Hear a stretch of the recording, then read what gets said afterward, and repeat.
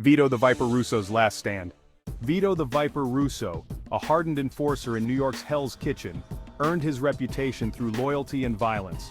For over a decade, he worked for the Calabrese crime syndicate, handling hits, collecting debts, and making sure the streets stayed in line. Vito lived by one code: never betray the family. And in the mob, trust was the only thing keeping you alive. By the mid-90s, Vito was one of Tony Calabrese's most trusted men, but everything changed in 1995. During a high-stakes drug deal, something went terribly wrong. Vito's crew was supposed to deliver $500,000 worth of cocaine, but when the deal went down, the money was short. Tony was furious and blamed Vito for the missing cash. Despite Vito's claims of innocence, Tony didn't care. In the mob, it wasn't about the truth, it was about perception. Vito knew what came next. Once the boss lost faith, it was only a matter of time before a bullet found you. But Vito wasn't going down without a fight. He spent years cleaning up the Calabrese family's mess, and he wasn't about to let them take him out for something he didn't do. With a target on his back, Vito made a plan.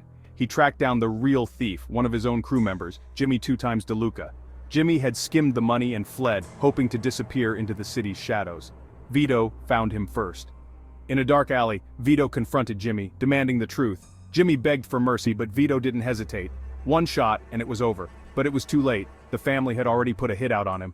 In a desperate move, Vito set up a final showdown at an old warehouse by the docks. He knew Tony's men would come for him, and he was ready. Armed and alone, Vito prepared for his last stand. When the hit squad arrived, the air was thick with tension.